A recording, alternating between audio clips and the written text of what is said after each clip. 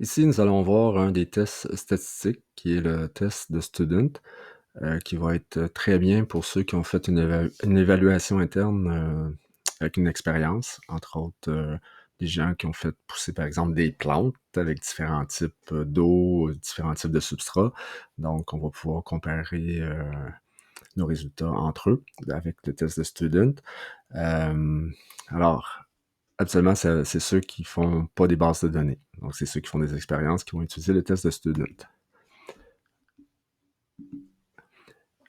Comme d'habitude, quand tu veux faire une analyse statistique, il faut que tu établisses tes hypothèses de travail, tes hypothèses statistiques. L'hypothèse de travail, ben, c'est tu dis, ben, moi, je pense que ce type d'eau-là va faire pousser mes plantes plus rapidement ou les faire pousser plus. Ton hypothèse statistique, ça, c'est l'hypothèse nulle, l'hypothèse alternative. Alors, l'hypothèse nulle, ben, c'est absolument, il n'y a rien qui va se passer de différent.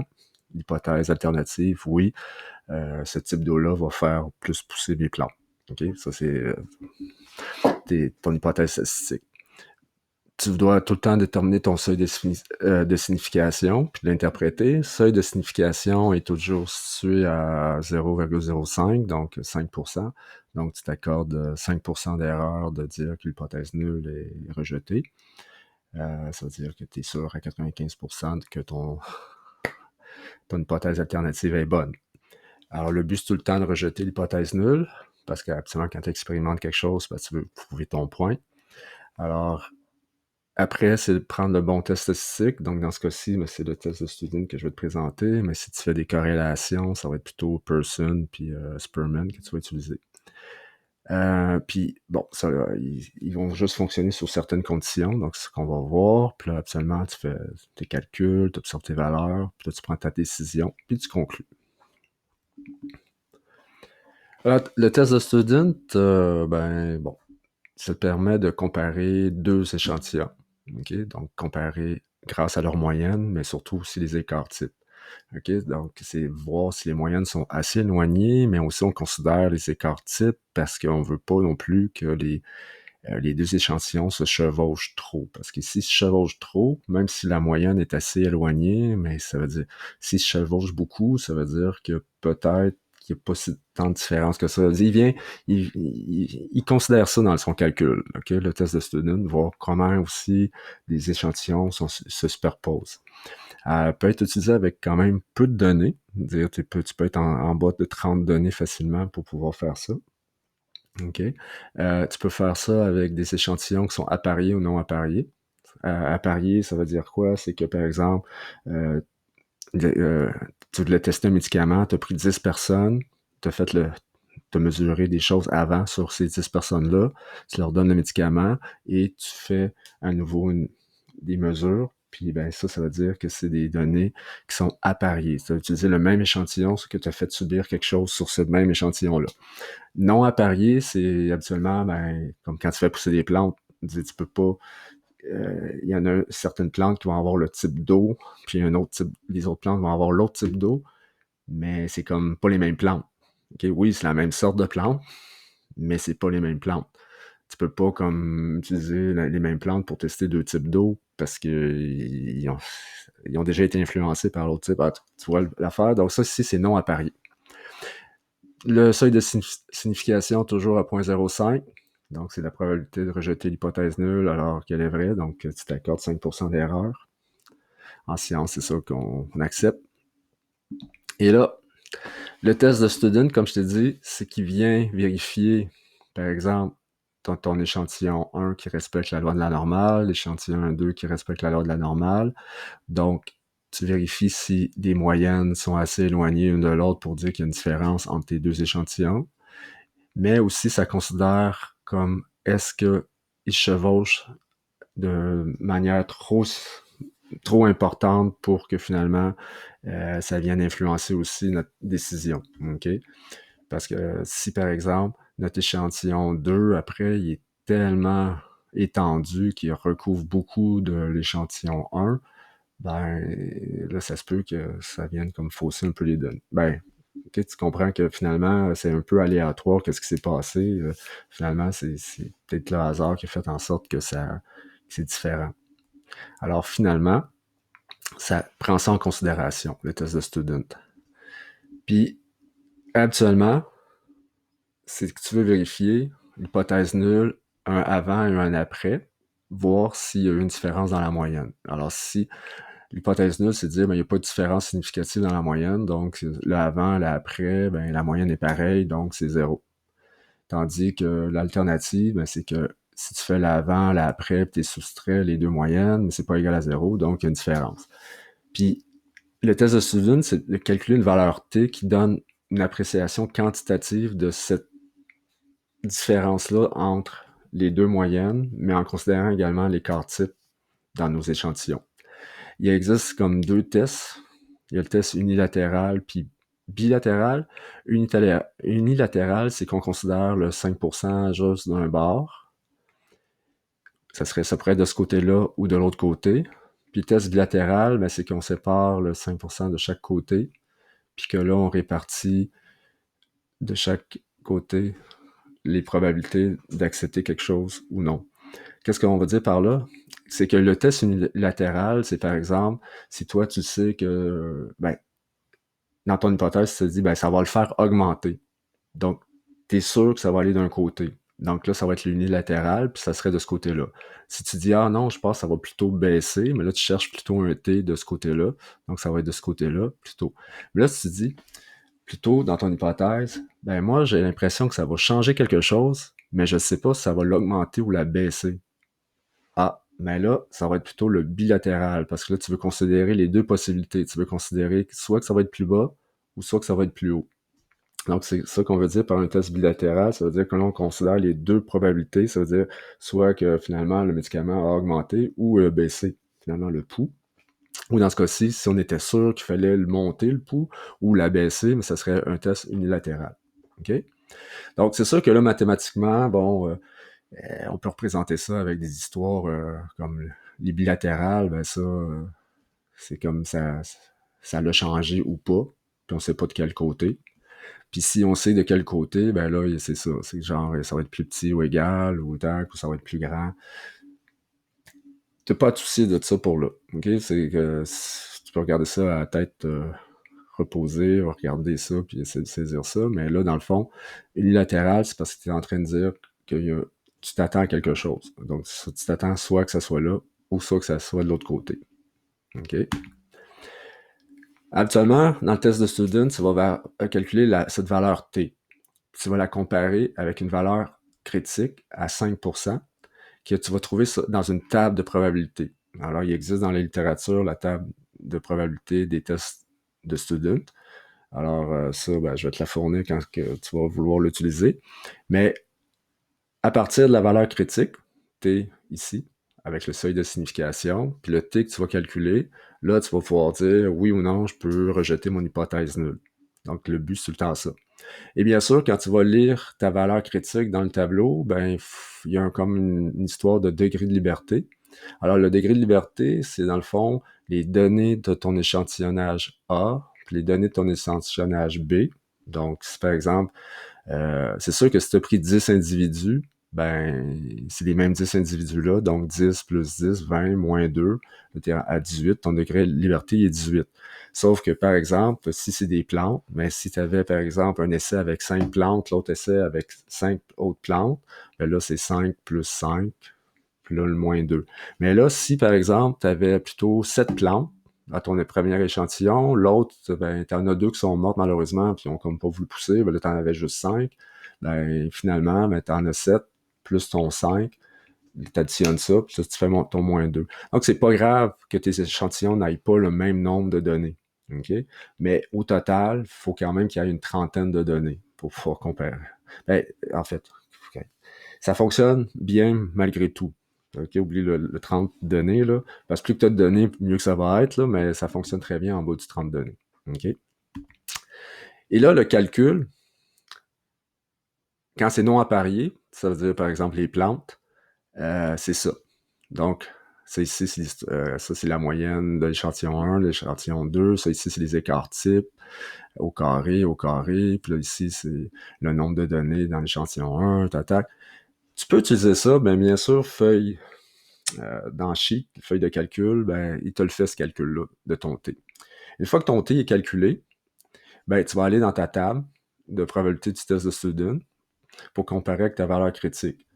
Alors, par exemple, si toi, tu as calculé ton nombre de degrés de liberté avec tes échantillons, donc ton nombre d'échantillonnages et tout ça, puis là, tu arrives, mettons, à 10, puis que là, tu t'en viens ici, puis là, tu t'en vas à 0.05, puis là, ici, tu as le test bilatéral ou unilatéral. Si toi, tu as décidé que c'était unilatéral, mais là, tu arrives ici à 0.05, là, tu t'en vas là, ça veut dire que là, ici, ton T critique est 1,812. Alors, le T que toi, tu vas calculer, faut qu'il soit supérieur à 1,81D pour pouvoir dire que ton hypothèse nulle, tu vas pouvoir la rejeter. Par exemple, si toi, ton T, tu le calcules à 4,27, mettons ici, mais déjà, tu vois, il est supérieur à 0.05. Si c'est un test bilatéral, tu vois, le 0.05 est là. Donc là, ton T, il faudrait qu'il soit plus grand que 2,228. Dans ce cas-ci, ben, c'est ça qu'on fait, on vérifie. Alors, on vérifie si notre T qu'on a calculé est supérieur à 2,228. On l'a calculé à 4,27. Il est supérieur à ça. Déjà, je peux dire que l'hypothèse nulle, je peux la rejeter. Ça veut dire que l'hypothèse alternative est acceptée. Ça veut dire qu'il y a vraiment eu une modification entre mes deux échantillonnages. Ça veut dire que soit que mon médicament il a fonctionné ou l'eau que je voulais tester, mais elle a vraiment fait un effet sur mes plantes. OK? Puis même, on peut même aller plus loin. Parce que si on regarde le 4,27, il est situé entre ce T critique-là et ce T critique-là qui sont entre 0.01 et 0.001. Ça veut dire que ça ici, c'est 1%. Ça veut dire que cette valeur critique-là, la probabilité de me tromper là, est juste de moins que 1%. Alors, ça veut dire que c'est encore plus précis mon affaire. Ça veut dire que là, je suis encore plus sûr de mon affaire. Parce que dans le fond, le fait de rejeter mon hypothèse nulle, là, ben, je peux me tromper maintenant juste de 1% avec cette valeur-là. Ça veut dire que finalement, je suis encore pas mal plus sûr de mon coup. Alors, comme je t'ai dit, pour pouvoir rejeter ton hypothèse nulle, il suffit que la valeur de ton T que tu vas calculer soit plus grande ou égale à la valeur critique que tu vas retrouver dans ton tableau. OK? Alors ici, par exemple, on veut tester un régime alimentaire pour voir s'il va faire baisser ou non le taux de mauvais cholestérol. Alors notre hypothèse, c'est que le taux de mauvais cholestérol après le suivi du régime devrait être plus bas que le taux avant le suivi du régime.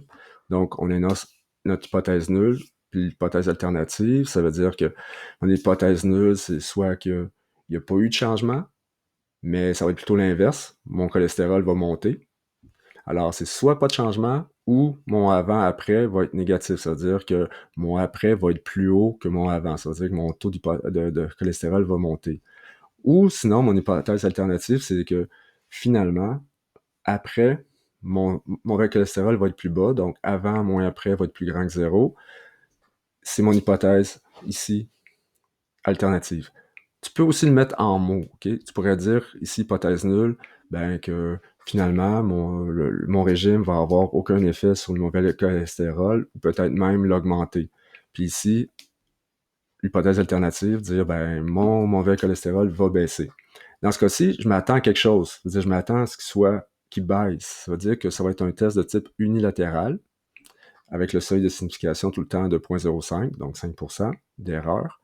Et unilatéral, et là, ici, c'est des sont appariés parce que dans le fond, j'essaye ça sur les mêmes individus. Je prends leur taux de cholestérol, je fais faire le régime, puis là, je mesure le taux de cholestérol par la suite. Donc, c'est apparié.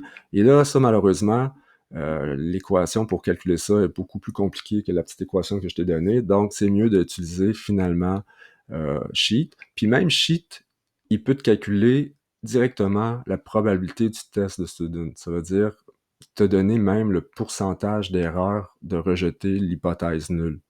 Alors, il va même plus loin, il donne plus que la valeur de t. Il peut te donner la valeur t si tu voudrais, mais sinon, il te donne carrément un pourcentage. C'est-à-dire que ici, moi, je veux que ça soit 0.05 ou moins.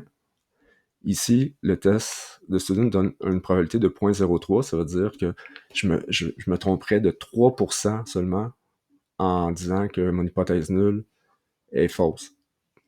Ça veut dire que là, à 3%, je suis assez confiant. Ça veut dire, je peux dire, ben, mon hypothèse nulle, je peux la scraper. Ça veut dire que, effectivement, mon régime a eu un effet sur le mauvais cholestérol, ça l'a fait baisser. Parce que, tu vois, mon avant, mon moyenne, mon après, donc mes 15 individus que j'ai mesurés l'avant, l'après-régime, j'ai ma moyenne, mon écart type, je rentre ça dans le sheet, je fais mon calcul, probabilité du test de student, il me sort 3%, et moi, il faut que je sois en bas du seuil de 5%.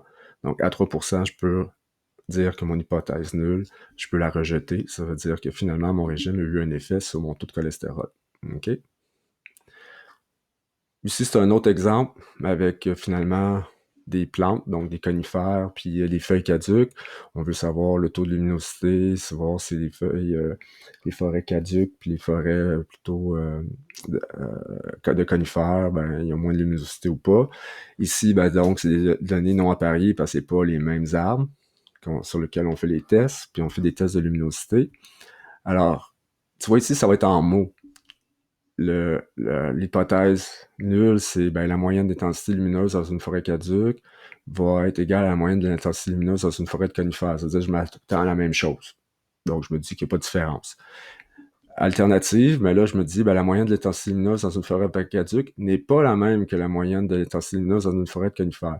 Sauf que je ne sais pas encore, j'affirme pas c'est laquelle qui va être la plus lumineuse ou pas, mais je m'attends à ce qu'il y ait une différence. Donc ça, c'est mon alternative. Et là, ça va être bilatéral parce que je me suis pas comme j'ai pas dit qu'il va en avoir moins ou plus, mais je me suis juste dit que ça va être différent. Et bien sûr, mon massification 0.05, là maintenant, ben, tu peux prendre la formule, si tu veux prendre la formule, donc tu prends la formule et tout ça. Sinon, ben, tu peux comme aller faire le test et utiliser, dire que tu es en train de faire non apparié, puis tout ça. Alors, il y a comme des petits codes ici à rentrer. Puis là, mais il te rentre aussi le pourcentage. Comme ici, là, faut être en bas du 0.05%, mais là, ici, tu vois, on a comme vraiment 0.002%. Ça veut dire qu'ici, ben, je tape à 0.2% d'erreur de me tromper en disant que l'hypothèse nulle n'est pas vraie. Donc, j'ai le droit de dire que l'hypothèse nulle, ben, je peux la rejeter, puis finalement, il y a une différence entre les deux forêts. Okay, mais sinon, ben, je fais ma formule, j'arrive à un T de 3,42, je vais aller dans dans le, dans la table. Donc, à 3,42, j'avais 15 données pour l'autre. Donc, je les additionne. Tac, ça me donne un degré de liberté de 28. Je descends à 28. Je m'en vais au test bilatéral, 0.05. Il faut que mon T soit supérieur à 2,048. Moi, j'ai 3,42. Donc, effectivement, c'est supérieur. J'ai le droit de rejeter l'hypothèse nulle.